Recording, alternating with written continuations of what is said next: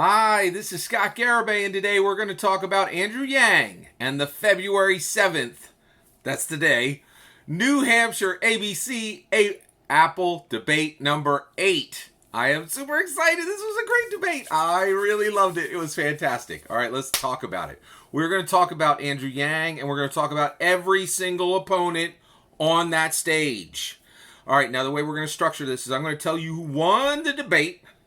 And then, well, I'm not going to bury the lead. Andrew Yang won the debate, all right? Now, I'm going to tell you exactly why Andrew Yang won the debate. It's a unique reason. We're going to get into it. And then what I'm going to do is I'm going to list every other single one of his opponents, and I'm going to tell you one of their power lines or one of their sour lines. And that's when a power line is when they say something that hits, that connects, that has some resonance. A sour line is something that's like where they lost ground. Where they dodged a question, it's just where they don't do well on a question. And so to be clear, I'm going to talk about Andrew Yang first, and then I'm going to talk about all the other candidates. And the later in the video that I talk about a candidate, the worse they did compared to Yang. So the last person talked about in this video did the worst, right? And the person I talk about right after Yang, they did the best compared to Yang, okay? All right, so Andrew Yang won the February 7th New Hampshire ABC Apple debate number 8 without a doubt. Okay, and I'm going to tell you exactly why. So one thing that's really exciting is a lot of politicians what do politicians love? Words. They absolutely love words. Now, I love words too, and words are fun, right? But what's a lot more fun is action. And Andrew Yang won debate number 8. He won the February 7th New Hampshire ABC Apple debate number 8 with action. Okay? I'm going to tell you exactly how. All right, so America is dealing with a absolutely massive problem. Massive problem, okay? Now, the first time we had this problem, it was the 43 era attribute problem. So we had 43 presidents in a row who all had one attribute that was exactly the same. Okay? And then President Obama came along, Barack Obama came along, and he said, I'm going to end this horrible tradition of American history. And he shattered it. It was awesome. I helped that happen. I voted for him twice. I made sure that there was going to be no possible way I was going to let that 43 era attribute remain. Okay? Now guess what? In debate number 7, the DNC, the Democrat voter base, the traditional media all said, remember the good old days of the 43 era attribute? Let's do an echo of that with the debate 7 attribute. All of the debate 7 people will have the same attribute as the first 43 presidents. Won't that be wonderful? No, it was not wonderful. Now, Barack Obama shattered the 43 era attribute problem. Andrew Yang tonight in debate 8 shattered the horrible debate 7 attribute. Right? So basically Obama broke a shameful attribute adherence that lasted for 200 plus years. And Yang broke a shameful attribute precedence. Yang saw that horrific J.J. Abrams lens flare problem that came up in debate number 7 and says, oh, heck to the no, we're not going to let that stand, and did exactly what Barack Obama did and shattered a bad problem. So the second Andrew Yang performed and broke through the barriers that had been erected by so many different institutions to keep him from being in front of the American people and bringing forward the best economic plan that America has ever had put in front of it, Freedom Dividend, and from America being positioned to have the best leader that I think has existed in 10 generations. He performed and he got himself into position. Tonight, Andrew Yang talked about MLK supporting UBI. And he talked about it on the race question. And he was able to talk about it on the race question without any irony, right? And he was able to talk about African Americans and Latinos without any irony when he spoke about it. Okay? Now, so Sanders, Biden, Warren, Buttigieg, Klobuchar, Stiers. Boy, oh boy, it was a bad night for them. Okay? And this is all under Yang won the debate. Because they all stood there after debate number 7. And they all looked like in debate number 8, right? Because they had to. They couldn't address what happened with debate number 7, right? They all looked like incredibly skilled microaggressors, specifically toward American minorities, who they spent much of tonight's debate talking about how they would help, but literally showing how they will carefully, craftily ignore as soon as they are elected. Exactly like they ignored Yang tonight while he was on the stage. And it's going to look oh so calm, and it's going to look oh so precious, and it's going to look so innocent. But the reality is it's not innocent, right? Debate 7 was an alliance of those people, those 6 people, to ignore American minorities together. They all, each one of them, Sanders, Biden, Warren, Buttigieg, Klobuchar, Stiers, they all held hands and sang Kumbaya, and together as they walked onto that stage and said, 43 president era, woo, let's do a little echo of it tonight with our debate 7 attribute. It'll be a little bit of an echo. It wasn't cute. It was horrific. And, it's very bad situation. Alexa, stop. Thanks. Sorry. All right. Now, it was a very serious issue. So, here we go. All right. Yeah, excuse me on that one. All right. It's incredible. And I really feel it's a big problem. And let me go a little further on this. I go to conventions. I'm a huge tabletop role-playing game fan. The most famous tabletop role-playing game in the world is Dungeons & Dragons, but there's literally over 1,000 fantastic tabletop role-playing games. I go to conventions, more than one, where panelists will not speak on a panel if there are no people of colors.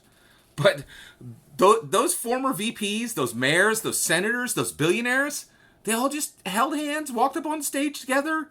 They could not match the nobility of tabletop role-playing game panel speakers. Sad. Incredibly sad. They all talked about the struggles of American minority, and Yang literally lived it on stage, getting ignored, microaggressed by every single one of them. Incredible. Yang, he stood there getting virtually no questions, terrible questions, as always. No one said, my friend, you could see all this camaraderie between all these establishment candidates, right? And I mean, there was even kindness for Stiers. Again, because he has that special debate 7 attribute, the way they all do. But Yang doesn't. So he had to just stand off in the corner, the way Americans have been doing for minorities for hundreds of years. But Yang persists, and he will not give up. And he's going to remain, and he's going to keep going. Yang is living the American minority struggle. And he did it tonight, literally on the stage. It was absolutely incredible. I was really just stunned to see, what was happening in that debate situation.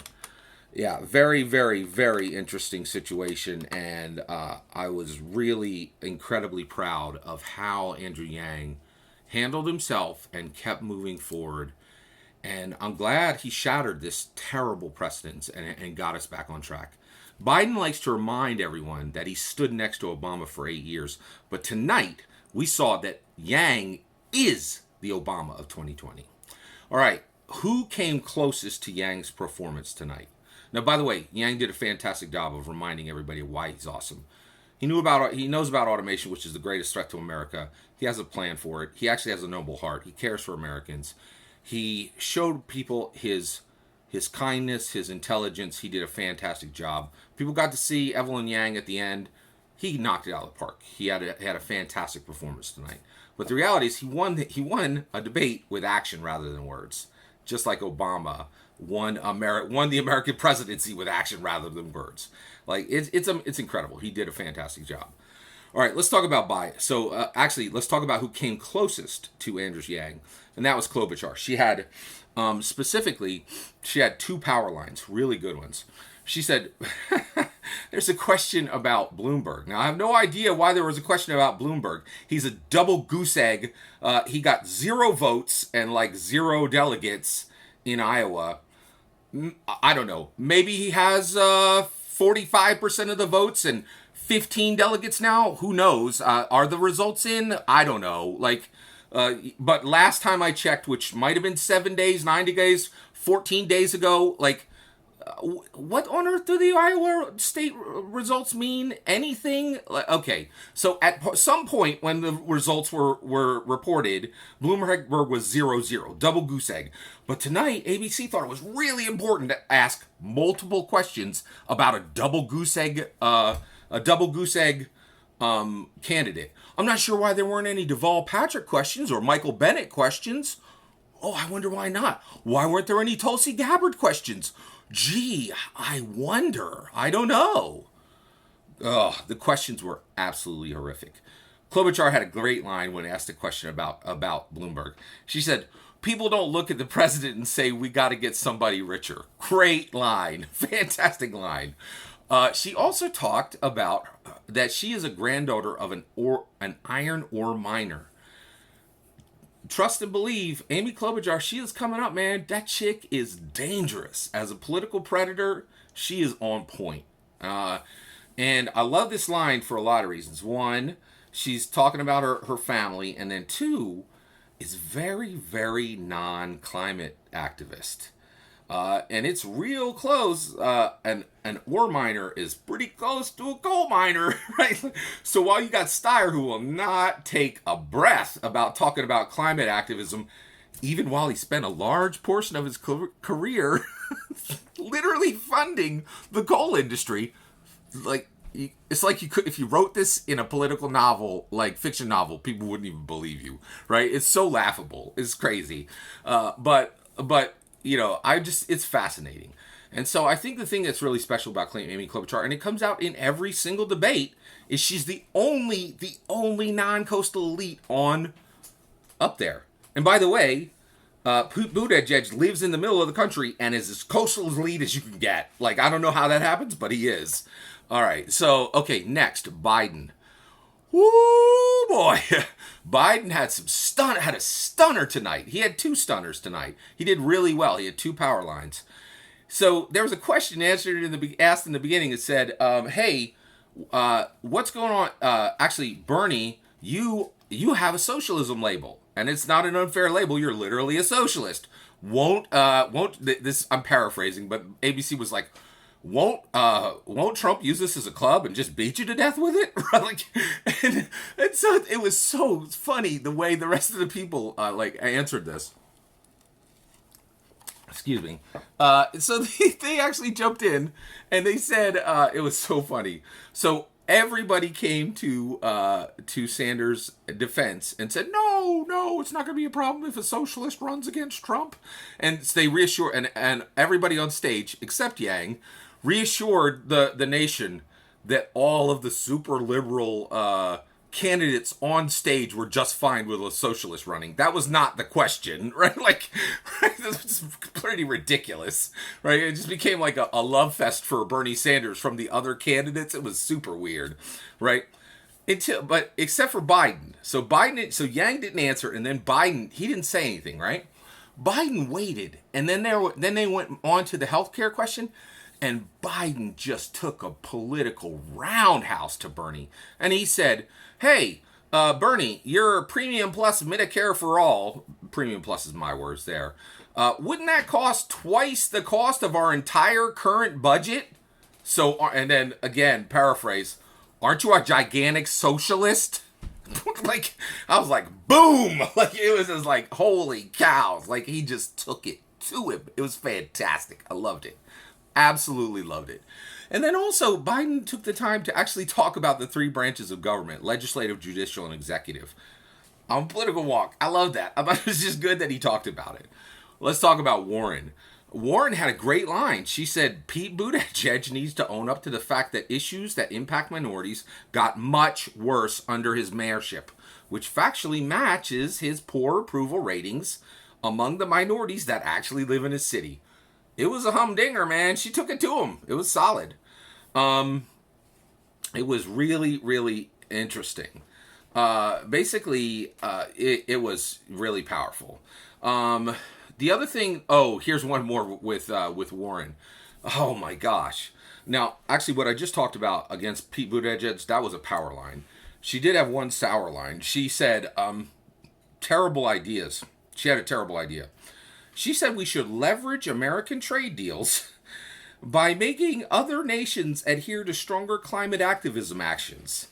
Like, we're already having hard time getting trade deals now. Like, and also, we burn more carbon than anybody. Wouldn't us telling other people, like, man, we have car shows. Like, there's 1969 Camaro. Like, I go to car shows where they have 1969 Camaros stacked 20 deep. And they are super awesome.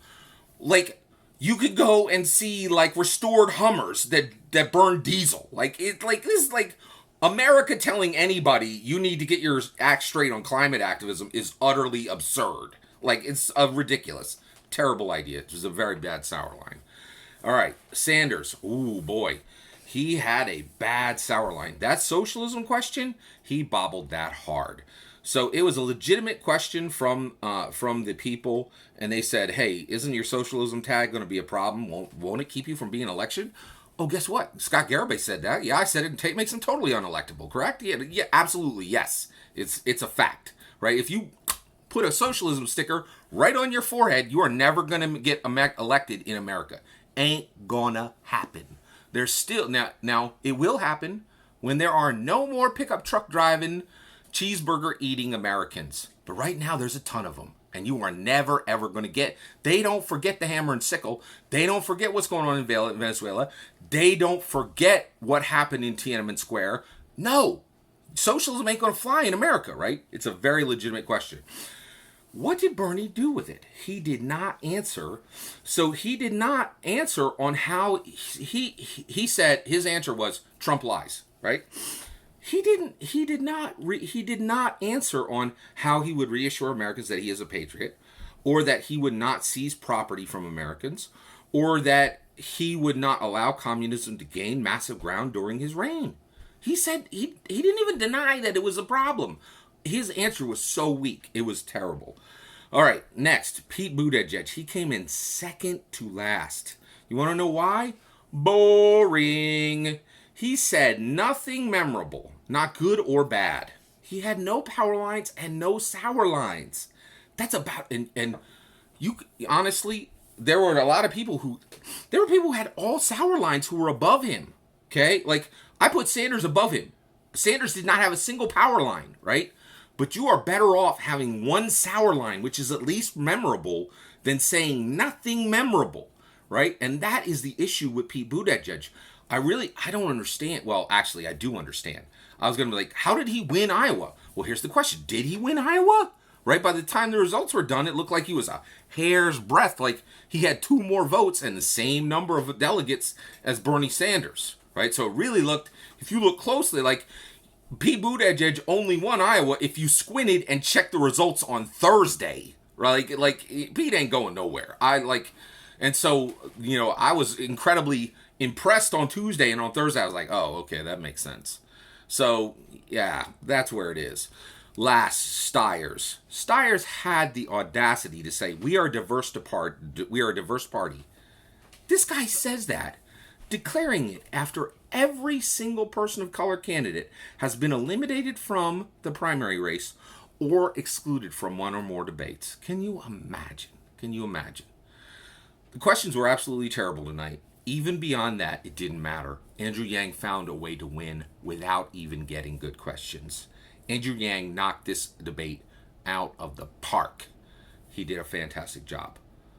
All that is my opinion. I'd love to hear your opinion. What did you think of the February 7th New Hampshire ABC Apple Debate number 8 and Andrew Yang's stunning performance and Evelyn Yang's wonderful appearance at the end? I'd love to hear your thoughts. Let me know in the comments below. Please consider liking and subscribing, and have a wonderful millennium.